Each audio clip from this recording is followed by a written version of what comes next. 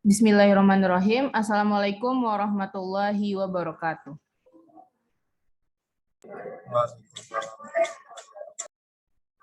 Alhamdulillahirabbil alamin. Assalatu wassalamu ala asrofil anbiya'i wal mursalin wa ala alihi wa sahbihi rasulillahi ajmain. Amma ba'du.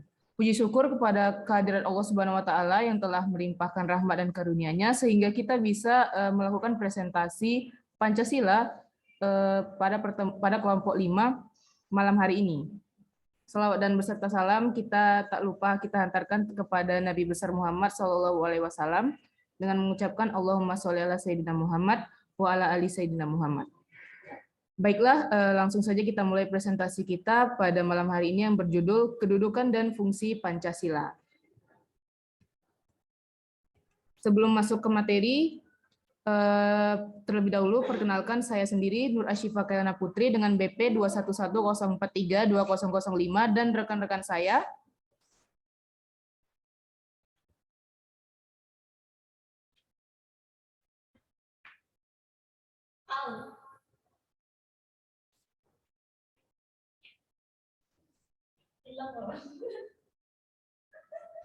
Arbi Suharis dengan BP 21104320036 dan rekan saya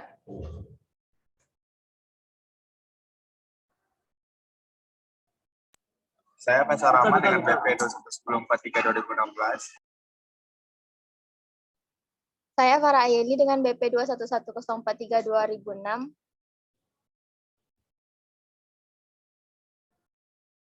Saya Raihan Aimar dengan BP 21104320007. Saya Syafrina dengan BP 2110212030. Baiklah, selanjutnya sebelumnya terima kasih kepada Ibu Fahrina yang telah membimbing kami selama proses pembelajaran Pancasila ini. Selanjutnya penyampaian materi pertama oleh saya sendiri. Pancasila telah ditetapkan menjadi dasar negara Indonesia sejak 18 Agustus 1945, yaitu tepat sehari setelah kemerdekaan Indonesia. Nah, kedudukan Pancasila menempati tempat yang tertinggi yaitu sebagai sumber hukum dasar nasional. Sebagai dasar negara, nilai-nilai yang terkandung di dalam Pancasila pasti akan dijadikan sebagai pedoman dalam mengatur kehidupan bernegara sebagaimana yang telah diatur dalam Undang-Undang Dasar 1945 dan juga peraturan perundang-undangan lainnya. Nah, seperti yang telah dijelaskan sebelumnya, bahwasanya Pancasila menjadi dasar negara berarti semua nilai dan norma yang ada di dalamnya berlaku di Indonesia. Maka dalam kehidupan berbangsa dan bernegara harus menanamkan nilai-nilai yang berdasarkan dengan Pancasila. Selanjutnya materi tentang kedudukan Pancasila yang akan dijelaskan oleh rekan saya Farah Ayeli. Waktu dan tempat disilahkan.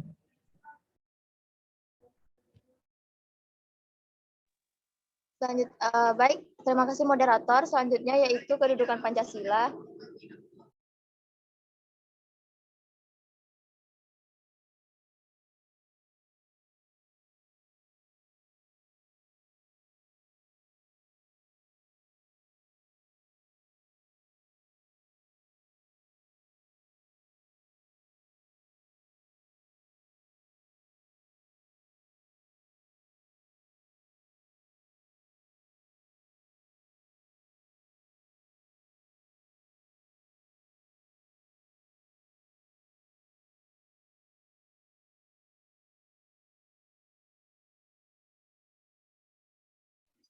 Baik, terima kasih kepada moderator. Selanjutnya yaitu kedudukan Pancasila. Yang pertama yaitu sebagai pandangan hidup bangsa.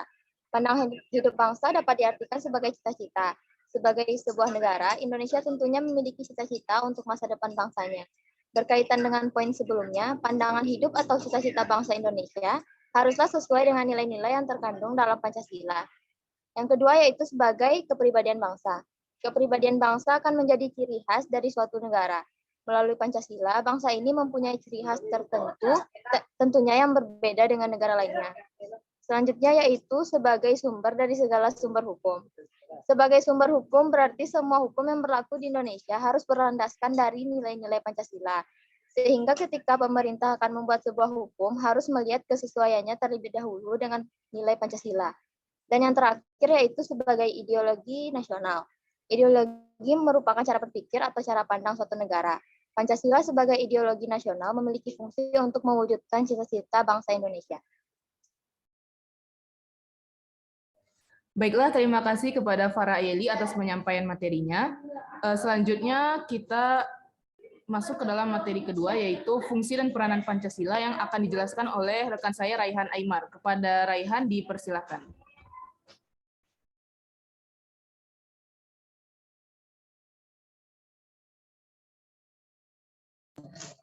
Selanjutnya, fungsi dan peranan Pancasila. Secara umum, fungsi dan peranan Pancasila menurut TAP MPR nomor 3 MPR 2000 tentang sumber hukum nasional dan tata urutan perundangan dinyatakan bahwa Pancasila berfungsi sebagai dasar negara.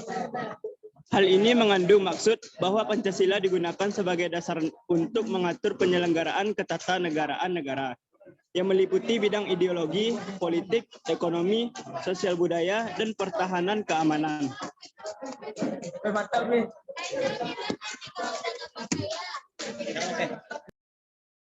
Baiklah, terima kasih kepada Raihan Aimar atas penyampaian materinya. Selanjutnya kita masuk ke dalam fungsi dan peranan Pancasila yang telah kita kenal sebelumnya. Akan dijelaskan oleh saudari kita Syafrina. Kepada Syafrina dipersilakan. Terima kasih moderator. Baiklah, selanjutnya yaitu fungsi dan peranan Pancasila sebelumnya telah kita kenal sebagai 1. Pancasila sebagai jiwa bangsa Indonesia. Pancasila sebagai jiwa bangsa berfungsi agar Indonesia tetap hidup dalam jiwa Pancasila. Setiap bangsa dan negara tentu memiliki jiwa. Dalam hal ini, Pancasila menjadi jiwa bangsa Indonesia. Pancasila sendiri telah ada sejak bangsa Indonesia lahir, yaitu sejak proklamasi kemerdekaan. 2. Pancasila sebagai kepribadian bangsa Indonesia. Pancasila sebagai pribadi bangsa Indonesia memiliki fungsi, yaitu sebagai hal yang memberikan corak khas bangsa Indonesia dan menjadi pembeda yang membedakan bangsa kita dengan bangsa yang lain. 3. Pancasila sebagai sumber dari segala sumber hukum. Pancasila sebagai sumber hukum berfungsi sebagai sumber hukum yang mengatur segala hukum yang berlaku di Indonesia. Semua hukum harus tunduk dan bersumber dari Pancasila. Setiap hukum tidak boleh bertentangan dengan Pancasila. Setiap sila Pancasila merupakan nilai dasar, sedangkan hukum adalah nilai instrumental atau penjabaran dari nilai dasar.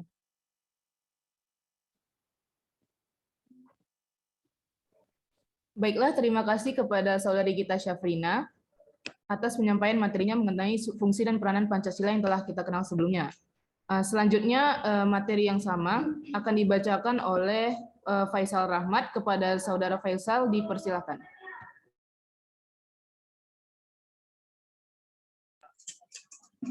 Baik, saya akan memetakan tentang fungsi dan peranan Pancasila. Sebelumnya telah kita kenal sebagai itu yang keempat, ada Pancasila sebagai perjanjian luhur, yaitu Pancasila sebagai perjanjian luhur telah berfungsi dan disepakati melalui sidang panitia persiapan kemerdekaan Indonesia tanggal 18 Agustus 1945. Walaupun disahkannya Pancasila hanya oleh sebuah panitia persiapan kemerdekaan Indonesia, tapi PPKI sebenarnya adalah badan yang mewakili suara rakyat.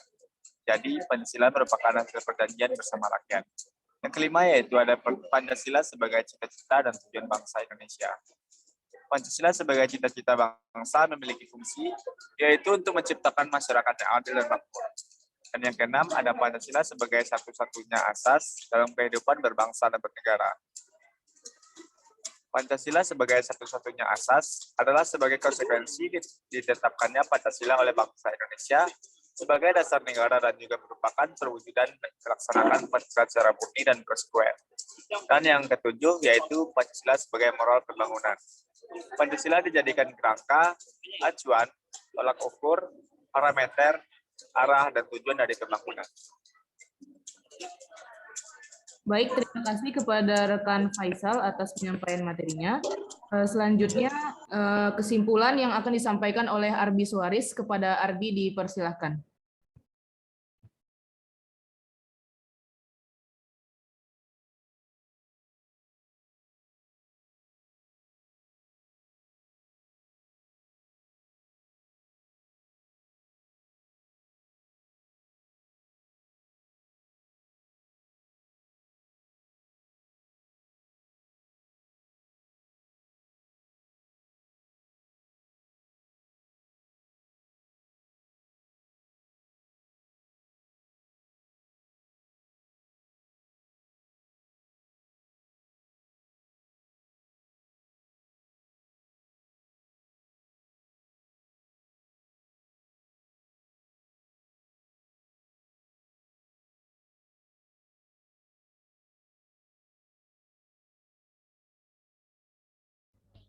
Baik, terima kasih kepada moderator.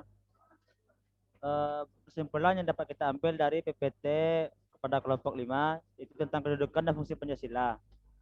Yang pertama, bahwa kedudukan Pancasila di Indonesia sebagai mempunyai negara.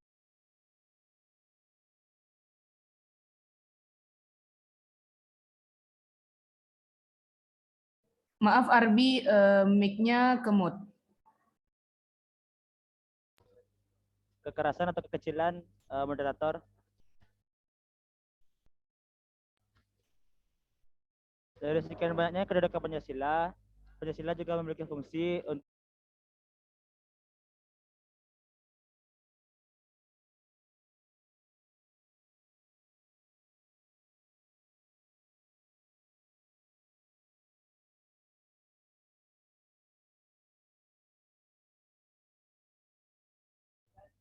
maaf moderator, tadi mic-nya ada masalah sistem.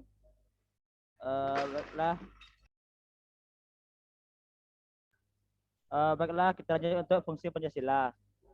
Dari banyak fungsi Pancasila tersebut,